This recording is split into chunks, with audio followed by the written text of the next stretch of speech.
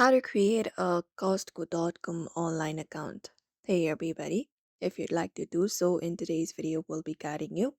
So what you can do is open up your web browser and you have the web browser available and you can go to the official Costco website.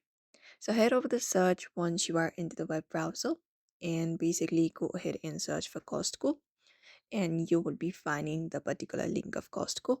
Go ahead and look out for this one right here, which is www.costco.com. Tap on it and you will be led towards the page. Now, in order to create your account, what you can do is once you are in this page right here,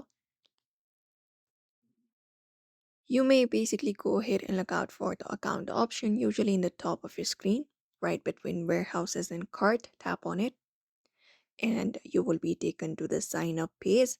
Wait for that page to load up on your screen like this. Now, what you may do is you may just go ahead and look out for this option called create account. In order to create an account, and once you go ahead and do so, here you need to create an account. So go ahead and enter up your email address, tap on send verification code, and you will be receiving a code. Now you just need to go ahead and enter up the code and verify yourself here. And then once that is done, you can go ahead and create up a password for yourself. You can confirm your password. After that, write your membership number, which is optional.